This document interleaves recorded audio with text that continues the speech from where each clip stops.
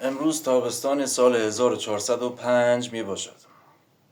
کلیپ دوم در رابطه با اجنه‌های مردمی گیر افتاده در بعد انسانی. با خودم کلنجار رفتم مگر غیر از این جمله است که هر کس به ذوالقرنین کمک کند خدا به او کمک می کند.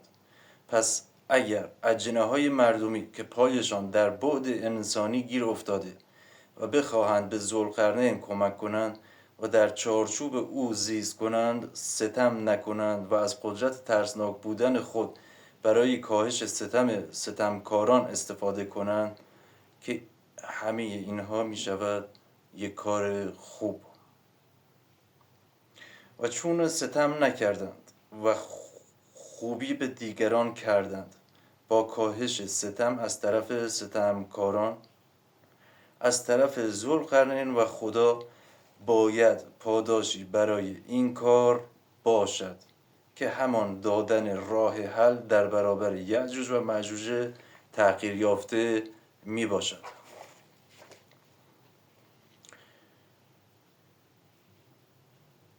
خدا به نیابت از ذوالقرنین پس از شکستن سد ذوالقرنین و خروج یأجوج و مأجوج های تغییر یافته بلافاصله دابة الارضها را خروج دهد. این حالتی است که ذوالقرنین به آن اجنه های گیر افتاده کمک می کند و اجنه ها در ازای این پاداش ستمکارانی که با امواج ستم می کنند را بترسانند. نکته: هر آنچه ذوالقرنین گفته همان می شود و همان است. باقی را بریزید دور. ذوالقرنین گفته در برابر امواج پناهی نیست. پس اجنه ها نمی توانند امواج و تکنولوژی آنها را از بین ببرند. شاید بتوانند انسان‌های پشت تکنولوژی امواج را بترسانند تا شاید کوتاه بیایند. نکته بعدی: اجنه ها در بعد اجنه همه انسان ها را می بینند و چون می دانند ناقای انسانی آمده اند و بسیار زیادند و اکثرا همه دارند ناقه انسانی ذوالقرنین می شوند، دیگر ریسک نمی کنند به این بعد انسانی بیایند، حتی برای کار خوب. توضیح: اگر عمر این عصر و دوره 10,000 سال باشد، به علت این که آنها با امواج و تکنولوژی هایی که خوششان می آید و استفاده کردند بر روی انسان ها و ناقه‌های انسانی ذوالقرنین را درست کردند و ستم کردند، عمر این عصر و دوره از 10,000 سال به چند سال تقلیل یافته است. خروج یأجوج و مأجوج تغییر یافته پایان این عصر است.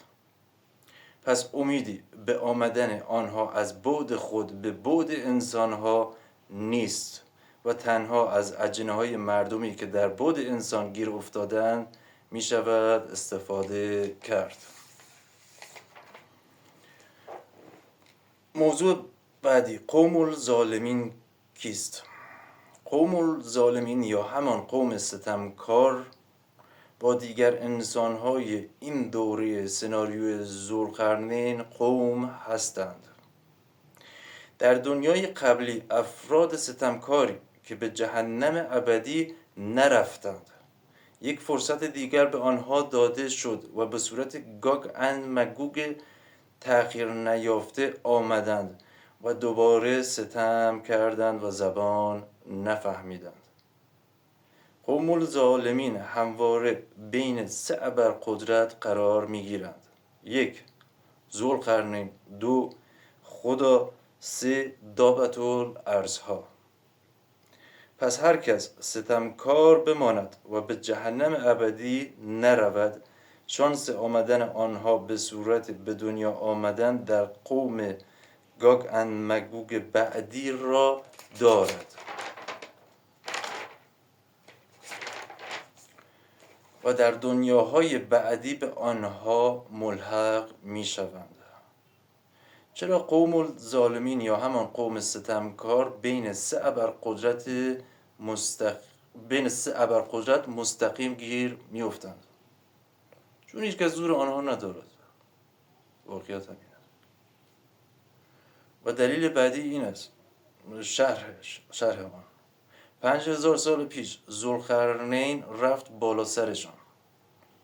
خدا در زیر زمین موضوعات آنها را شروع کرد که همان تغییرات آنها بود.